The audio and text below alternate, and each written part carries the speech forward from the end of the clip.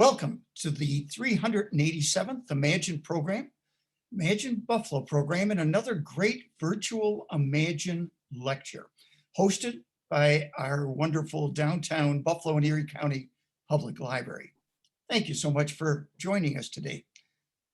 This program is created by the Center for the Study of Art and Architecture, History and Nature, and ImagineLifelongLearning.com. We call the acronym for the center CESAN.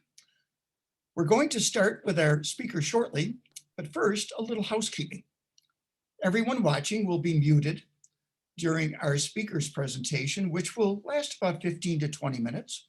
We'll have plenty of time for questions at the end. If you have a question, please type it into the chat box and we will get to as many as we can. This program is being recorded. You'll be able to watch it again later on the library's Facebook and the library's YouTube channel pages, which has all our previous programs going back to September 22nd. As a reminder, we'll be here on Zoom every Tuesday at 12:30 p.m. with a great lineup of local speakers. Each week, please use the same link as you used today. Now, today is the third Tuesday of the month, emphasizing history, appreciating our past, so as a community, we can better imagine our future. Our featured speaker is architect and author, Shane Stephenson. Shane currently serves as Director of Museum Collections at the Buffalo and Erie County Naval and Military Park. He has an MLIS degree in archival science and specializes in creation of finding aids, data creation, collaboration, and nonprofits. He has also previously worked with the Buffalo History Museum and Forest Lawn Cemetery. So now let's welcome our featured speaker today, Shane Stephenson, who is going to talk about the Sullivan brothers, the family, and ship. Shane? Hi, everyone. Hope you're all doing well. So yeah, this is the first time I'm conducting a presentation like this. So I assume it will all go smoothly and look forward to your participation. And I'd like to thank Dennis and Melissa and all of the Erie County Public Library down there, all the workers at the Central Library, and thank you for hosting me. Yeah, so what I'm going to do is I have a PowerPoint, so I will share the screen. So hopefully everyone will be able to see that. And again, this is kind of like the first time doing this. So let's hope it all goes well. Let's see, share screen. Okay, is that working? Let's see. All right. So yes, today we're talking about the Sullivan family and the USS the Sullivans, the ship, right, that we have docked down at the Naval Park, which is currently without power. So I was going to be giving this presentation from work in my office on the USS Little Rock, but without power, can't do very much. I'd be in the dark. So the Sullivan family is what we like to say is the story of sacrifice. And moving forward into the future, the Buffalo Naval Park will continue to tell the story of family sacrifice in relation to armed services. Right? No family in American history has sacrificed as much as the Sullivans have. But even descendant today, Kelly Sullivan, who's the granddaughter of one of the five brothers, says that it really isn't just about her family alone, it's about every family, whether you're a Gold Star mother or a Blue Star mother or a Gold Star family or Blue Star family, you always sacrifice something, right? So Kelly Sullivan is very clear in the sense that yes, her family has lost more than any other American family to conflict, but everyone sacrifices something. All right, so I'm going to start today. We're going to start today with a little slideshow of the commissioning itself, because that's a good place to start. There had been a lot of, by the time of the USS the Sullivans commissioning, the 5 brothers were presumed dead. The mother and the father and the sister, Genevieve, had been notified. And so it's a good dividing point between the prior and the post. All right, so I'm going to start with some slideshows of that to show the sacrifice and maybe what Alida Sullivan, the 5 boys' mother, was going through. All right, so hopefully on your screens you can see these are stills from newsreel film from the 4th of April, 1943, with the ship being commissioned. Hopefully everyone can see this. All right, so if we just focus on the timestamp there that says 44, right above that is Alida herself. In this image, she is smashing the champagne bottle, giving birth to USS the Sullivans, and sliding down the gang into the water for the first time. So again, if you're focusing on that 44 and the timestamp, you can see the back of her head and the hat that she's wearing. And also 5 seconds later, you'll see that the gentleman right to Alida's left is a rear admiral, and he comes over and congratulates Alida Sullivan for the christening. All right, a few seconds after that, about 3 seconds after the prior still, we now see Alida, again, right above the 44, with her head down. You can see actually a captain comes over and he's bending over her, and he's above the 8 in the timestamp, and he's looking at her face, and that's where she begins to break down. All right, so she's talking to a rear admiral on her left and a captain on her right, and she can't even watch the ship go down the gang.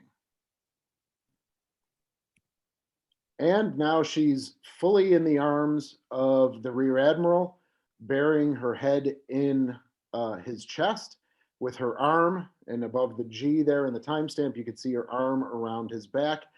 And Kelly Sullivan, again, the granddaughter of one of the 5 brothers, has always told the story of how her grandmother just really, or her great grandmother just really collapsed after the christening. And so, and also in the far right of the screen, what I believe is Tom Sullivan, Alida's husband. He is just walking into the screen there. You'll see a suit and a white shirt, and his head, his uncapped head. All right, so that shows some of the anguish that Alida and Tom were feeling, and it's well represented in this newsreel film. So how did we get to that point on the 4th of April in 1943? Well, the 5 brothers from Waterloo, Iowa, had a friend that served in the Navy and was killed in Pearl Harbor. And so they decided to enlist. And if you can see right at this is a Navy recruitment photograph of them in Waterloo. And if you can see the last 2, that would be George and Joseph. All right, George and Francis. They were already in the Navy and were honorably discharged earlier in 1941. And the way you can tell is they're the 2 that are tattooed. So you can see their left arms, and they have tattoos on their left arms, probably from the Navy as well, and their time in service. So the 5 brothers requested to serve together on the same ship. The Navy did have, and all armed forces had a policy in place already that family members should be broken up, but it was a policy that was pretty lax. Certainly this photograph was distributed throughout the country, and so there was already a groundswell of support for the 5 Sullivans serving together.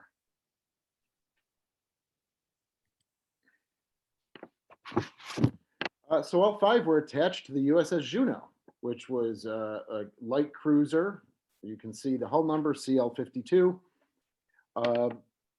This photograph from her commissioning on Valentine's Day in 1942 shows probably roughly about half the crew. Captain Lyman Swenson was the commanding officer. You had the five Sullivan brothers serving aboard, and you had multiple brothers serving aboard that would number 2 to 3 brothers, but you also had 4 Rogers brothers from Rhode Island that served aboard. And also we had 2 Buffalonians that served aboard, Edmund Mazgawa and Jerry Riley. One was from Lackawanna and one was from South Buffalo, and they were both aboard the USS Juno. In total, there were about 690 crew and officers on board. So again, roughly this photograph would show probably about half the crew. What I really like about this photograph is you can actually see in the reflection on the deck, you can see the cameraman actually raising his arm and getting ready to snap the photo, or is in the process of snapping the photo, which I really enjoy looking at. So the USS Juno was an Atlanta class light cruiser. The rough weight, the distribution was anywhere from 6,000 to 8,000 tons. And she was pretty small. The Navy developed these cruisers to be fast and mobile and to be much less light. So you can almost think of them as destroyers, super destroyers, as opposed to light cruisers.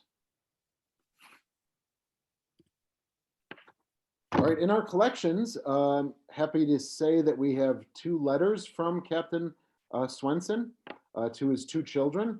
And even more fascinating is that one of the letters is on USS Juno letterhead, which, given the length of the ship in service, about 9 months, there probably are not that many letters with the letterhead USS Juno on them. So these are an example. The one on the left, handwritten, is to his son. And it's, as with many letters, it's just kind of rote. He's talking, just kind of everyday stuff about giving a talk at the Lions Club in New York City, and he included some photographs. The left, the image on the right that's typewritten was to his daughter, and he talks about how he was just given a commission of the USS Juno, and as you can see, I wrote, he was very happy to get command of a cruiser, especially a new and modern and fast one. So those are 2 letters that we have in our collection that we do display during our season.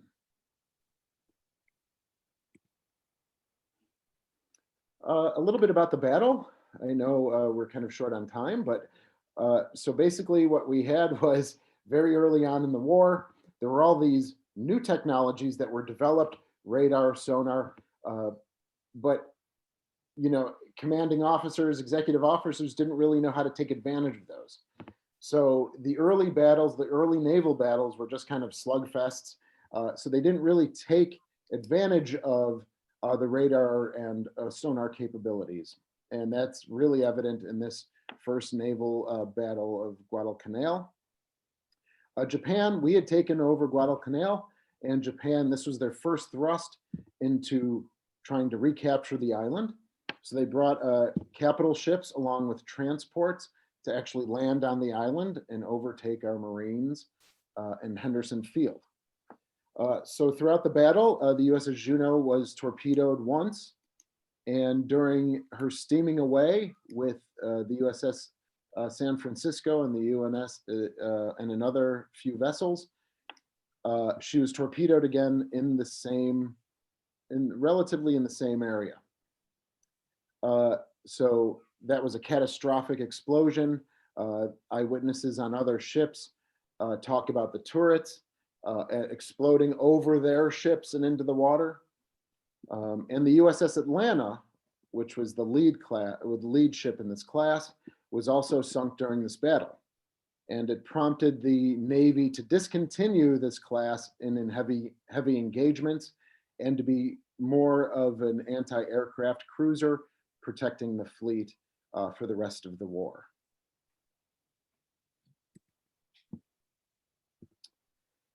Yeah, so, two catastrophic torpedo hits. Communication was knocked out, and so therefore none of the vessels had any warning that torpedoes were in the water. She sank in roughly 15 to 20 seconds, and the only survivors were on the main deck and above, as they were blown off the decks when the explosion happened. Ultimately, only 10 of the 690 sailors who served on board survived, and that was even after a 7 or 8 day ordeal in the water. There was an eyewitness that claimed that George Sullivan, the oldest of the 5 brothers, did survive. He was on the main deck when the second torpedo hit, and he was blown off into the water. He proceeded to look for his brothers, and in a moment of despondency, he also allowed himself to sink or be killed by sharks. So in his delirium, he just let himself drift away from the life raft because he knew all of his 4 brothers had also been killed. Right? Oddly enough, and sometimes how life happens, on St. Patrick's Day in 2018, the Juno was located by Paul Allen's research vessel. And so here's one of our 5-inch, one of the 5-inch 38 guns that were used in anti-aircraft combat.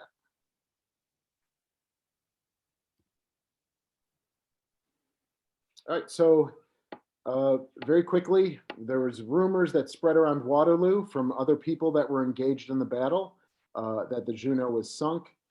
The family started catching wind of this, and it lined up with when the letters stopped coming home from the 5 brothers. She reached out to the Navy. President Roosevelt responded directly to them, saying that they were still missing in action, and that the tragedy and the mantle of freedom falls to their shoulders. And so then we get to April of 43 when she christened the ship. And it's the only ship in the US Navy that is named after more than one person. So it is USS the Sullivans.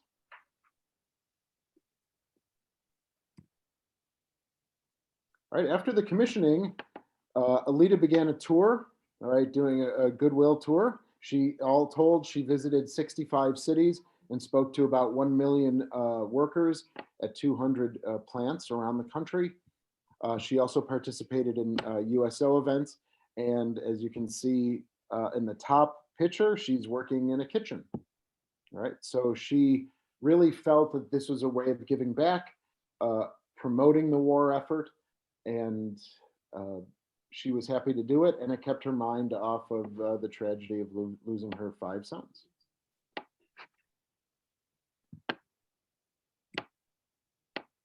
All right, so USS the Sullivans.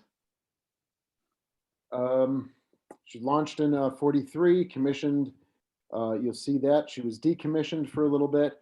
I know we're kind of getting up to time here, so I'll kind of steam along here, so to speak, at full horsepower.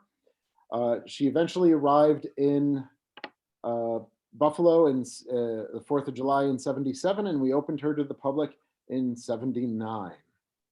Okay, here's a great picture of USS the Sullivans steaming towards the USS Bunker Hill that had been hit by kamikazes. And that was one of the jobs of a destroyer, was to rescue sailors off of burning vessels. All right, so that's what she did here. She also did that with the USS Houston.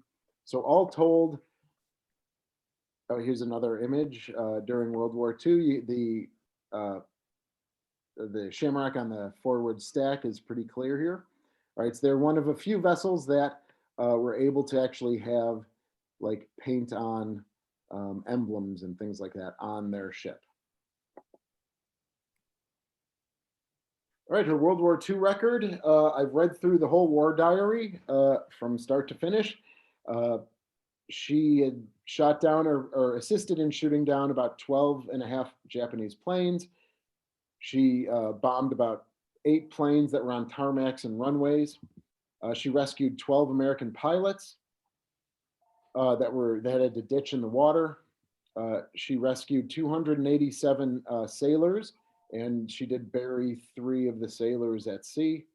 And she also assisted with the sinking of Chokai, which was a Japanese Imperial Navy heavy cruiser, and a landing ship, an LST, right, which landed on beachheads, and then their bow opened up and rolling stock came off.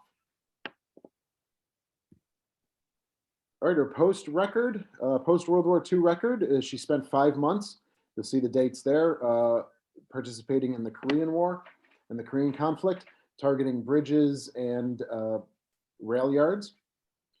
After that, she joined NATO forces in patrolling the Arctic Circle. She was part of the fleet tasked with retrieving Alan Shepard, the astronaut, in 1961.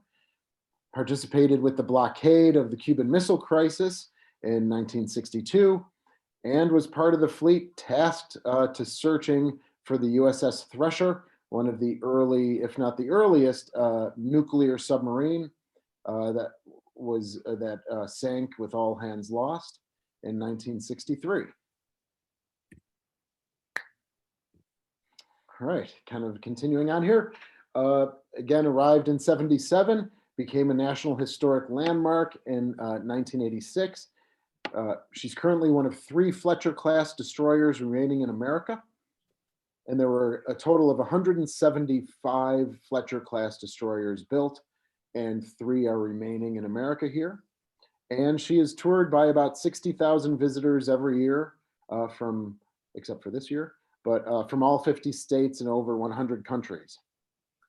And here in this photo is the Grand Marshal for the St. Patrick's Day Parade. So this is in 1978, and they met on the Sullivans before the parade started.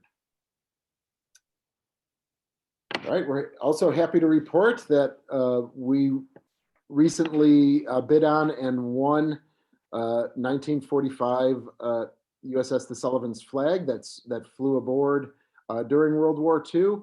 This was a pretty rare artifact, and as I say, we do have some ironclad provenance that flag, that we can follow the history of that flag.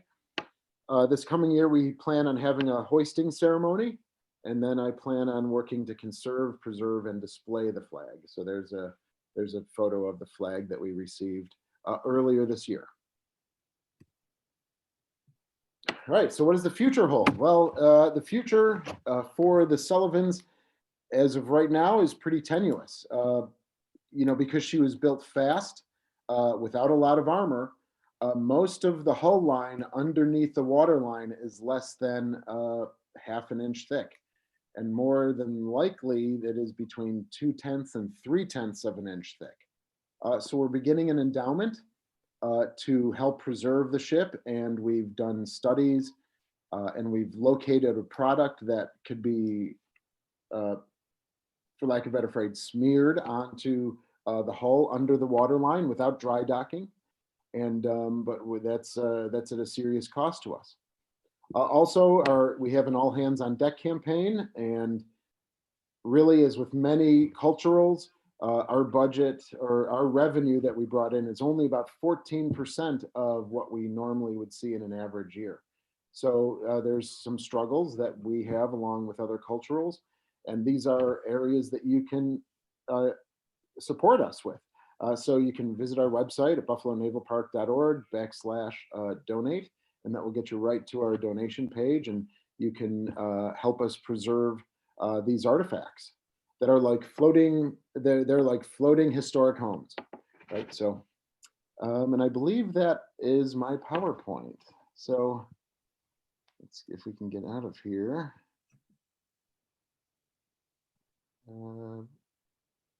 Let's see. Stop share. All right, did that work? I've done this before, but so that's kind of the whirlwind tour. I know we're coming up against the end, but if there are questions, please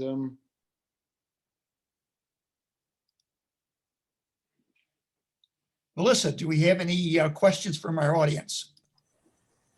Dennis, yes, we have a few questions. The first question is from Betty. She asks, did I see a woman in the front line of the Juno crew? No, probably not. I would have to go back and really get out the, I'd have to really get out the magnifying glass for that. But no, that should have just been the executive officers and of roughly about half the crew. I don't think they would have brought the woman who was the wife of the mayor of Juneau, Alaska, who commissioned that vessel. But she would not have been there for or she launched the vessel, but she wouldn't have been there for the commissioning. Another question, is the museum/ship open year round? And what is the recommended age for children to tour it? All right. We are actually not open year round. We usually open roughly March 30th, April 1st, and we go until roughly November 30th, with weekends only getting into October and November. But with COVID and how this year has been, we are currently closed. The recommended age, we see everyone from babies and toddlers and strollers up until, teenagers and through adults. So we don't have a recommended age, but these ships are there's a lot of tight quarters here. So certainly having kids, holding their hands and things like that and stepping over, some of what we call our shin kickers, which is where the hatches are. And our ladders can be pretty steep. So we do see, ages 2 months or 1 month to 99, so to speak. But so it is just kind of, we do have some photographs on our website that you can see about with some of the stairwells and some of the passageways, but really it is open to everybody. And we have someone who says they are a 12-year-old in the chat asking, did the USS the Sullivans ever take serious damage? No, she never took serious damage. Thanks for your question. But she never really took serious damage.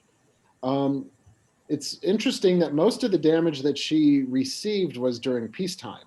So during trainings and things like that, she did collide with a couple other ships of the US Navy. There is one incident in the war record where she shot down a Japanese plane and the debris, obviously the forward momentum carried it over the ship, and 2 or 3 crew did get pretty injured by the falling debris. But no, she was never, she was bombed, but thankfully the bombs from the planes didn't actually hit. And she was never kamikazed or, never was in a situation where a kamikaze got close to her. And here's a comment, but it's from Michael. You should invite the DDG-68, the Sullivans, out of Mayport to visit. Yes, we do have we are developing a very nice relationship with them. And the catalyst for that is Kelly Sullivan. So she launched and commissioned the DDG-68. So that's a wonderful continuation of the story. We have worked closely over the years with our association, but now the guys unfortunately are dying away and passing away. So we are looking to strengthen that bond with the DDG-68 crew. It's 1 o'clock. Sorry, that was me. And we will continue to do that moving forward. So thanks for that suggestion. And last question, this one actually comes from me because I'm curious. How did the Sullivans, the boat, get to be in Buffalo as opposed to anywhere else in the country? Interesting, thank you. So I'll try to give the abridged version. So back in 1975, some of our city leaders went down to North Carolina, and they saw that in Wilmington, North Carolina, there was the USS North Carolina, the battleship. They came back up here. By that time, our waterfront had been cleared of any of the Central Wharf and all of those historical buildings and rail yards. And it was just kind of, like a big gravel pit, so to speak, or not pit, but a big gravel area. So we worked with the Navy. Why the USS the Sullivans was chosen, maybe because we have a large Irish population here and people would think that there's some nice connection. But we did petition the Navy, and we got the USS the Sullivans and USS Little Rock at the same time, and logistically came up from Philadelphia. They were both in Philadelphia. Came up from Philadelphia into the St. Lawrence Seaway, into Lake Ontario, down the Welland Canal, into Lake Erie, and then here to Buffalo. Well, Those are all the questions that we had. Melissa, Thank you so thank you. much. Thank you very much. The time has caught up with us. Shane, you have contributed a great deal to archiving an important part of our history and obviously American history.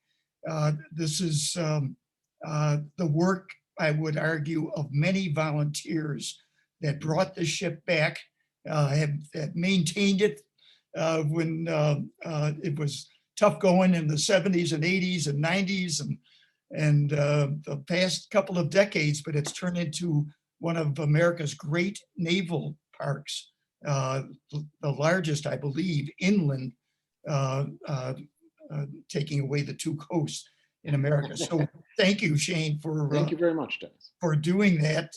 Now, next week, we have Kathy Leacock, and she's the Director of Collections over at the Museum of Science. And it will be a presentation because the exhibit on mummies, Egyptian mummies, has been extended until January. So our good fortune will be updated, and we'll hear from her about that. Folks, this is a wonderful new medium that we're delighted that you could join us. We hope you'll mention it to others. Again, check out past presentations on the library's YouTube site, and we'll invite you to be well and have a good afternoon. This is Dennis Galucki. Good day. Thank you.